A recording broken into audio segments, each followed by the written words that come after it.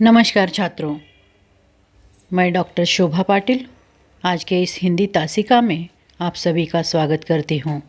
बच्चों, हम 9वीं कक्षा का 10वां पाठ जो कमल कुमार जी ने लिखा है अपराजय देख रहे थे। इसका पहला भाग हमने देखा है। उसमें अमरनाथ जी के जीवन में किस प्रकार से कठिनाइयाँ आई, यह हमने देखा कि उनकी एक दुर्घटना में टांग काटनी पड़ी। उन्होंने चित्रकला को अपना साथी बनाया, उसी में वे अब खुश रहने लगे थे। आगे क्या होता है, कौन कौन सी कठिनाइयाँ उनके सामने आती है, यह हम देखने की कोशिश करेंगे। भाग 2। अमरनाथ घर के भीतर कैनवास पर फूलों, पत्तों, झरने और हरियाली के चित्र बनाते। वहीं घर के बाहर की जितनी खुली ज़मीन थी, माली के साथ उन्होंने उस ज़मीन को तैयार करवाया था। देखिए, अमरनाथ सिर्फ चित्रकारिता ही नहीं करते थे, वे घर के बाहर एक खुली उनकी ज़मीन थी, माली के साथ मिलकर वे बगीचा उन्होंने बनवाया था, जिसमें रंग बिरंगे मौसम के फूल क्यारियों में लगाए थे। उन्होंने ऋतुओं के क्रम से फूलों के पौधे लगवाए थे। जो 3 ऋतुएं हैं, उनके क्रमानुसार उन्होंने फूलों के पौधे उन्होंने लगवाए थे। गर्मी के बाद बरसात और बरसात के बाद सर्दी के पौधों में फूल खिलते, यानी एक के बाद जैसे ऋतु आती है वैसे ही फूल खिलते थे। घर के पीछे की ज़मीन में उन्होंने फलों के पेड़ लगा दिए थे, यानी घर के सामने वाले में बगीचा फूलों का लगाया था और घर के पीछे उन्होंने जो उनकी ज़मीन थी वहाँ फलों के पेड़ लगा दिए थे। घर के 4 दीवारी के साथ फूलों और फलों की बेलें चढ़ा दी थी। घर और बाहर के लोग आश्चर्य से उनकी ओर देखते, क्योंकि लोगों को आश्चर्य होता था कि ये इतने कठिनाई से गुजर रहे हैं, लेकिन कितना अच्छा काम कर रहे हैं।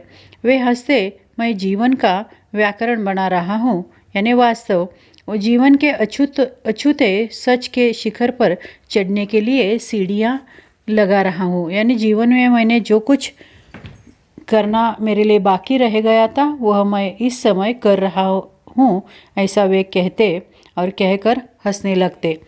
डॉक्टर ने खून की फिर से जांच करवाई। बीच बीच में डॉक्टर इनकी जांच करवाते थे।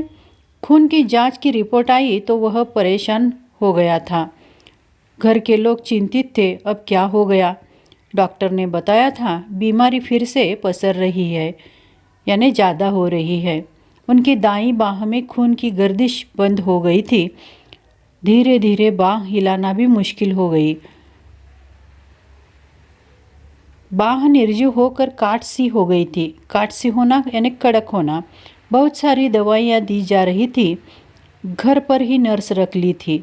घर का कोई न कोई सदस्य भी आसपास ही रहता, यानी हमेशा कोई न कोई एक उनके साथ रहता ही था।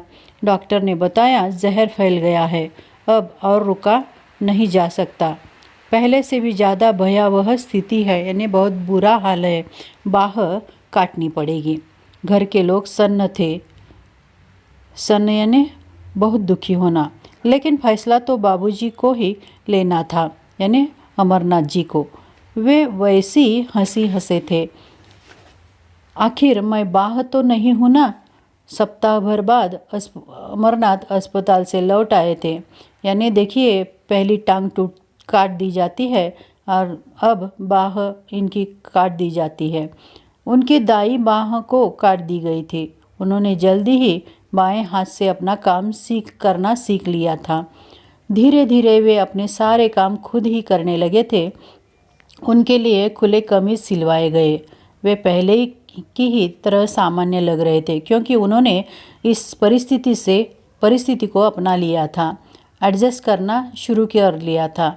अमरनाथ के कहा था, कल से मैं शास्त्रीय संगीत सीखना शुरू करूँगा। यानी घर वालों को वे कहते हैं कि मैं कल से शास्त्रीय संगीत सीखना शुरू करूँगा। शास्त्री जी को सूचित कर दो यानी जो संगीत सिखाते थे उन्हें शास्त्री कहा जाता था। शास्त्री जी को सूचित कर दो कि वे कल से आ जाए। बचपन में मैंने सीखना शुरू किया था पर कहीं सीखा था, बीच में ही छोड़ना पड़ा था। यानी उनकी जो संगीत सीखने की ललक मन में बचपन से थी वह अब वे पूरी करना चाहते थे। शास्त्री जी आ गए थे। अमरनाथ ने शास्त्रीय गायन सीखना शुरू कर दिया। सुबह का समय उनके रियाज का समय था। रियाज का मतलब होता है कि रोज़ उस संगीत को दोहराना। दिन में शास्त्री जी आते थे, शाम को फिर अभ्यास करते। अभ्यास करना यानी यहाँ पे हिंदी में प्रयास करना, सराव करना। पहले रंग और रेखाएं थी, अब स्वर लहरियाँ थी। यानी पहले वो चित्रकला करते थे, लेकिन बाह काटने के बाद उन्होंने संगीत को अपनाया था। स्वर साधना में वे ध्वनियाँ का आह्वान करते। कभी ध्रुपद की गायकी की खुली खेलते अवतरित होते। खुली खेलना यानी बिना संकोच गाना। शास्त्री जी कभी कभार ख्याल में तान आलापते। तान आलापना 7 सप्त स्वरों को एक साथ उनका राग आलापना। तो कभी ठुमरी के साथ, ठुमरी यानी छोटा मधुर गीत। उनके शब्दों के भाव स्वरों में बंद कर मन प्राण तक पहुंच जाते।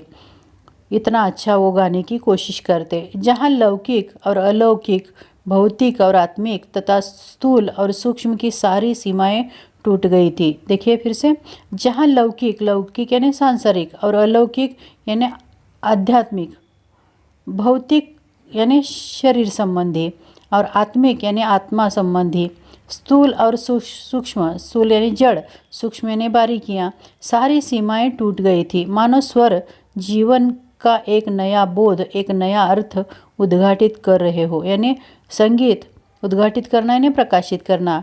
उनके जीवन में संगीत क्या कर रहा था, कौन सी भी सीमा नहीं बाधा बनकर आ रहा था। इस सब के साथ भी अमरनाथ की डॉक्टरी जांच अपनी निश्चित समय पर होती थी। वे इतना कुछ कर रहे थे, बगीचे की देखभाल कर रहे थे, संगीत सीख रहे थे, फिर भी वे समय समय पर डॉक्टरी जांच के लिए वह जाते थे। वे फिर बीमार पड़े। वही तेज़ बुखार, डॉक्टर के चेहरे पर वही चिंता, घर के लोग दुख से व्याकुल। अब क्या होगा डॉक्टर? उन्हें अस्पताल से ले जाया गया। वे सप्ताह भर बाद लौट आए थे। उनकी आवाज़ जा चुकी थी, पर उनकी आंखें हंस रही थी। यानी वह अब बोलना बंद कर दिया था उन्होंने, लेकिन उनकी आंखें बोल रही थी। हंसी जैसे कह रही हो, देखो मैं जीवित हूँ, मुझे चुनौती मत दो। जीवनानुभव और कला के अनुभव की एकात्मता का खौलता सच। यह वाक्य बहुत ही महत्वपूर्ण है। जीवन अनुभव, जीवन ने जो कुछ उन्हें अनुभव दिए हैं, वह अनुभव और कला यानी चित्रकला हो या संगीत कला, उनका अनुभव, उन दोनों का अनुभव एकात्मता यानी एक प्राण का खोलता सच यानी वास्तव। उनके कहने पर शास्त्रीय संगीतज्ञों के कैसेट, संगीत तज्ञ यानी संगीत का ज्ञाता, कैसेट और डिस्क, उनका म्यूजिक सिस्टम उनके कमरे के साइन बोर्ड पर रख दिया गया। उनके कमरे की सज्जा नए सिरे से उनकी सुविधा अनुसार कर दी गई। सज्जा यानी डेकोरेशन। उन्होंने इशारों से बताया था, मैंने संगीत सीखा पर सुना तो था ही नहीं, मेरी साधना अधूरी रही। यानी संगीत मैंने सीखा है लेकिन सुनना अभी बाकी है। जिन्होंने अपनी साधना पूरी की उनकी सिद्धि का लाभ तो ले सकता हूँ। यानी मैंने जो कुछ गाया था उसको मैं अब सुनना चाहता हूँ। उनकी दिनचर्या बदल गई थी, यानी दिनक्रम बदल गया था। वे मुस्कुराते, इशारों में जैसे कहते हो मैं आनंद में हूँ। वे सुबह उठते, अपनी व्हीलचेयर यानी पहरेदार कुर्सी, बाहर खुले में बगीचे में बैठ जाते। पक्षियों का कलरव सुनते, यानी पंछियों का मधुर स्वर वो सुनते। सूखे पत्तों के झरने की आवाज़, कलियों के चटकने की आवाज़ उन्हें सुनाई देती। चटकने की आवाज़ यानी चट की आवाज़ होती है कलियों की, वह उन्हें ओस की टिप टिप पत्तियों के खुलने की, धीमी हवा के सरसराने की सूक्ष्म ध्वनियाँ बहुत स्पष्ट सुनाई पड़ने लगी थी। यानी प्रकृति में जो कुछ बारीकियाँ होती है वह उन्हें सुनाई दे रही थी। उनके चेहरे पर एक उजास दीप्ता था। उजास का मतलब प्रकाश दिखाई देता था। प्रकृति के बीच रहकर वे अनुभव करते थे, तब उनके चेहरे पर एक उजास दिखाई देता था, प्रकाश दिखाई देता था। आंखें बंद करके कजरी की तान सुनते। कजरी की तान, कजरी यानी बरसात में गाया जाने वाला एक गीत। दिन में वे अपनी रुचि और समय की अनुकूलता से शास्त्रीय गायन की सीढ़ी सुनते। यानी उनकी रुचि जिस समय जो होती वह सुनते। घर के लोग चाहते थे जैसा भी हो, वे जो चाहते हो करे, वे उन्हें इतनी खुशी तो दे ही सकते थे, क्योंकि घर वाले इस हादसे से बहुत दुखी थे। वे चाहते थे कि अमरनाथ जी को जो करना है वह खुशी से करे, क्योंकि उनके पास समय बहुत कम है। इस समय अलवैर कामों का कालीगुला नाटक उनके भीतर मंचित होता है। कालीगुला नाटक यानी एक क्रूर रोमन शहंशाह कालीगुला। ईश्वर क्रूर रोमन शहंशाह कालीगुला बन गया है। अपनी इच्छा से वह मेरे अंगों को कटवाता जा रहा है। वे कहते हैं कि ईश्वर कालीगुला बन के मेरे एक एक अंग को काट रहा है। जैसे जैसे उसे ज़रूरत पड़ती है उसी क्रम से वह एक एक अंग भंग मुझे मरवा रहा है।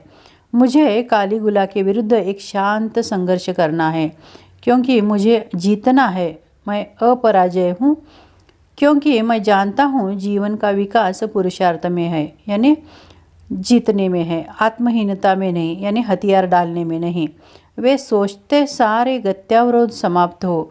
वे सोचते थे कि सारे गत्यावरोध यानी जो बीच में आने वाली बाधाएं समाप्त हो। निर्बंध हूँ मैं, यानी मुझे कोई बंधन नहीं है। मैं आज़ाद हूँ। जीवन का हर पल, हर वस्तु, हर स्थिति अद्वितीय हो। मेरे लिए जीवन का हर पल, हर वस्तु, हर स्थिति यानी समय अद्वितीय यानी अनमोल हो। मेरी अपराजय आस्था जीवन के अंतिम साक्ष्य में मुझे निर्भय कर दे। मेरी अपराजय यानी मेरा जय जीवन के अंतिम साक्ष्य में मुझे निर्भय कर दे। यानी जीवन की इस अंतिम घड़ी में मुझे क्या बनना है? अपराजय बनना है। इस प्रकार यह पाठ यहाँ पे समाप्त होता है। छात्रों, यहाँ हमने देखा कि किस प्रकार अमरनाथ जी ने अपने जीवन में परिस्थितियों को अपने ऊपर हावी नहीं होने दिया। पहले उनकी टांग काटनी पड़ी, उन्होंने चित्रकला को तब साथी बनाया, उसी में वे खुश रहने लगे। लेकिन उनकी दाई बाह निर्जीव हो गई, अतः उसे भी काटना पड़ा। अब अमरनाथ जी अपना संगीत का शौक पूरा करने लगे। बीमारी के दौरान उनकी आवाज़ चली गई, तब भी उन्होंने परिस्थितियों से हार नहीं मानी। वे बाहर बगीचे में बैठकर प्राकृतिक दृश्यों का आनंद लेने लगे। प्रसिद्ध संगीतज्ञों की कैसेट सुनते। अभी भी वे पूर्ववत प्रसन्न रहने की कोशिश करते। इस प्रकार लेखिका कहती है कि जीवन का विकास पुरुषार्थ में है, आत्महीनता में नहीं। यहाँ यह पाठ समाप्त होता है। धन्यवाद।